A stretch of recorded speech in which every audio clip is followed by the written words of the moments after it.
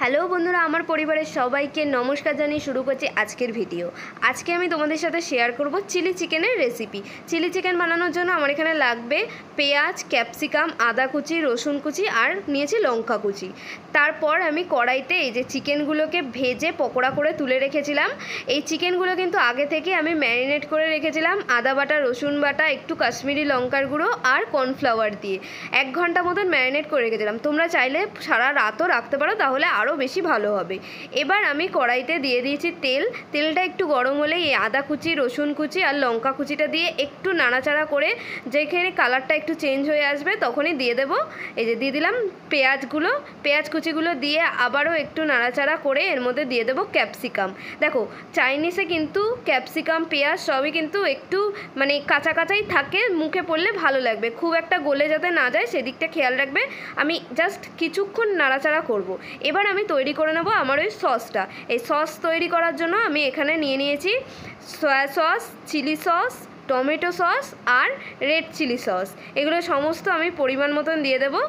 দেখবে কোনোটা যেন বেশি বা কম না হয়ে যায়, তাহলে কিন্তু স্বাদটা একেবারে বাজে হয়ে যাবে। তা আমি টমেটো সসটা একটু বেশি দিয়েছি, বাকি সবগুলো কম কমই দিয়েছি। এবার আমি কড়াইতে দিয়ে দেবো স্বাদ মতন চিনি আর লবণ। চিনিটা একটু বেশি দিয়েছি কারণ চিলি চিকেন একটু মিষ্টি মিষ্টি আমার খেতে ভালো লাগে। চিলি চিকেন মানেই তো ঝাল, যাই হোক, কিন্তু ঝালের পরিমাণের থেকে আমার মিষ্টি মিষ্টি পরিমাণ, টক মিষ্টি সমস্ত ব্যালেন্স হবে, টেস্টটা খুব ভালো লাগে। যাই হোক, মানে একটু চিনি দিয়ে দিলাম। এবার আমি এই যে আমার সসটা যেটা তৈরি করে রেখেছি এটা আমি পুরোটা ঢেলে দিলাম। সসটা ঢেলে দিয়ে এবার বাটি ধোয়া জলটাও দিয়ে দিলাম। এই পর্যায়ে তোমরা যদি একটু বেশি গ্রেভি চাও তাহলে আর একটু জল দিতে পারো। আমি একটু ড্রাই রাখবো, তাই জন্য আমি আর এর থেকে বেশি জল দিলাম না। তাও যতটা জল হয়ে গেছিলো তাই জন্য একটু কর্নফ্লাওয়ার গুলে দিয়ে, এতে গ্রেভির ঘনত্বটা সামান্য পরিমাণ একটু গাঢ় হয়ে যাবে। এবার আমি এর মধ্যে দিয়ে দেবো আগে থেকে ভেজে রাখা চিকেন পকোড়াগুলো দিয়ে 2 থেকে 3 মিনিট মতন নাড়াচাড়া করে, যারা একটু গ্রেভি খেতে পছন্দ করো তারা এই পর্যায়ে গ্যাসের ফ্লেমটা বন্ধ করেই দিতে পারো, কিন্তু আমি একটু ড্রাই করে নিয়েছিলাম তাই আমি একটু জলটাকে শুকিয়ে নিয়েছিলাম।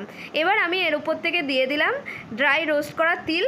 আমার ড্রাই চিলি চিকেন একেবারে রেডি। এটা তোমরা স্টার্টার হিসাবে শুধুও খেতে পারো, আবার রুটির সাথেও পরিবেশন করতে পারো।